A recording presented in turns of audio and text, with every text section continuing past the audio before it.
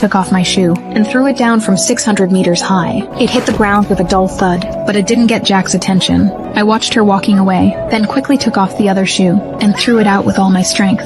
This time the shoe hit the metal frame hard, making a loud bang. Finally, it caught Jack's attention. He walked back under the tower and picked up the climbing shoe that appeared out of nowhere. Jack stood up and looked around, but he forgot to look up.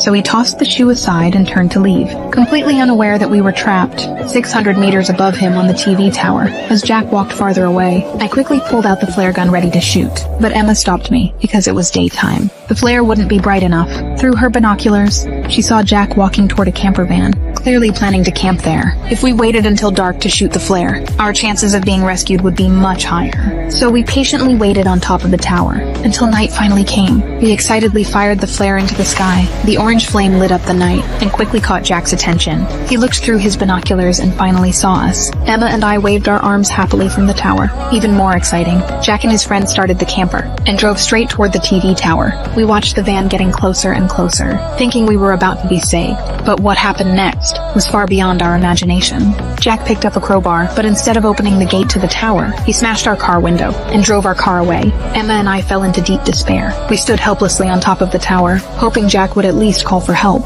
But even after waiting until the next day, no rescue came. We had to save ourselves, so Emma tied the safety rope and decided to climb down to grab the backpack with water and the drone inside. She slowly slid down along the tower. Soon the rope reached its end, but the backpack was still far away. She turned sideways trying to grab it, but couldn't reach. I told her to come back up, but Emma suddenly unhooked her safety clip. She held onto the rope with one hand and reached out with the other toward the backpack, swinging back and forth in midair, but still couldn't get it. So she swung her body higher, kicked her legs, and jumped onto a large metal plate. I stared at her back in fear, terrified she might fall. Luckily, Emma quickly steadied herself and grabbed the backpack. Then she stood up carefully and stepped onto the beam, trying to move closer. But as soon as she took one step, the beam suddenly sank down, almost throwing her off. Emma quickly hugged the tower, then reached out for the rope, but the strong wind made it swing wildly. She couldn't grab it no matter how hard she tried. So Emma took out a selfie stick, hooked the backpack to it, and tried to loop it through the rope ring to extend it. After several attempts, she finally succeeded. The backpack hung firmly on the ring, adding enough length. Emma crouched down,